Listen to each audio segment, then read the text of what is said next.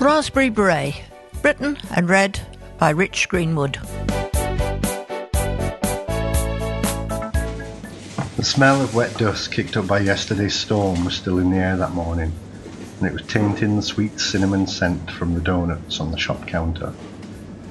Nelson Rogers could think of several things he'd rather be doing than working, and his belly was rumbling like the thunder from the day before.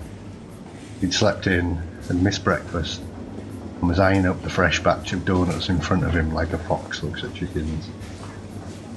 As he chose the one he wanted in his head, he imagined reaching out and taking it. He imagined the sugar powder coating his lips and the warmth of the dough on his tongue. But the impulse vanished as Mr. McGee shuffled in from the stockroom out back. "Late again this morning, Rogers, and you know what I think about that. Happens again, you can find somewhere else to do something close to nothing. Crisps and drinks need filling, and make sure you put the old ones to the front this time. I'm going upstairs for a bit, and you better not eat any of those doughnuts. They're for customers." There was no smile or manners with this order, but there never was. He was just a grumpy old man who made no apologies for his way, and he was never shy in showing these ways to anyone under the age of 40. Nelson thought it was a wonder anyone came in the shop at all, and despite the overwhelming urge to tell Magoo exactly what he could do with his crisps and drinks, he kept it to himself and sloped off to the stockroom, privately content to refer to him as Magoo as his way of dealing with his scorn. And when Nell came back pushing the trolley laden with Space Rangers, Raiders and Tango, his best mate was in the shop trying to get a look at the jazz mags on the top shelf. Nell shouted across the shop, "All right, George, you better get lost. Magoo's in a right mood already." Ignoring the plea, George said, "Sneakers this penthouse, Mel. This one says it's got Madonna in the nude on it." "No way, he'll know, and I'll get sacked. What you doing here anyway? Thought you were down Ralph's today." "Nah, she's fell out with Julian again, and Mum says we're going tomorrow. But never mind all that. I want to know all about yesterday." "Oh, mate, it was the single greatest day of my life," Nell said, drifting off into the warmth of the memory of it all. "But Magoo will be back down in a minute, and you better not be here when he does. He hates you more than he can't stand me, so come back later when I'm done. Meet me at 2 by the red gate and I'll tell you all about it then." "All right, pal. See you then. Make sure you bring that penthouse with you and all," he said, strolling out of the shop through the wrong door, just like Giselle had done the first time he had seen her come in the shop at the start of the summer holidays.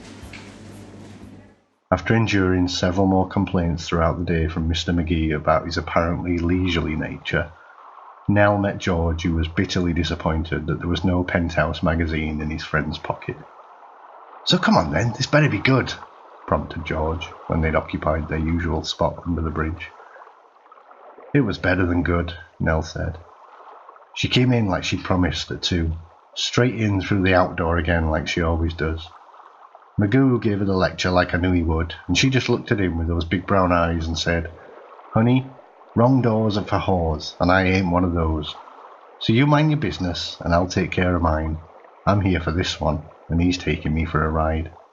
You should have seen his face, mate. It was so cool. "Laughing now," George said. "I wish I was there. I bet he was spitting.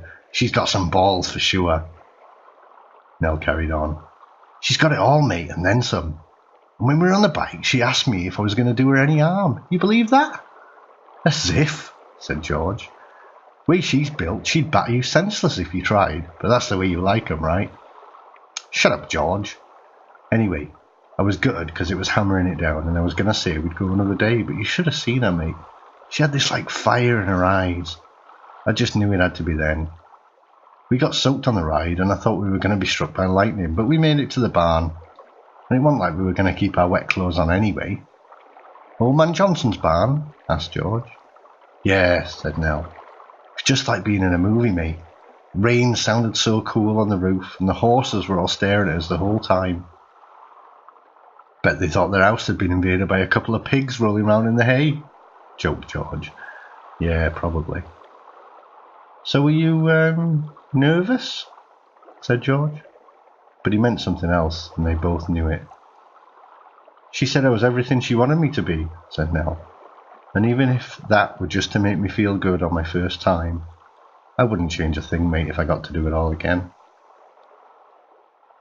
There was a moment of reflection between them then, with Nell smiling at the memory of the best day of his life, and George secretly feeling pride for his best mate losing his cherry.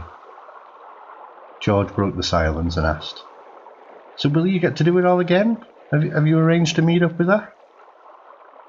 Nell sighed and laid his head back against the brick wall of the bridge. "I hope so. She told me she'd come see me again soon, but I'm not sure when. I think I love her, mate." "Good for you, pal," said George. "You'll have to find out where she works and go and see her next time. Hey, did she have that stupid red hat on again?" "Yeah," said Nell.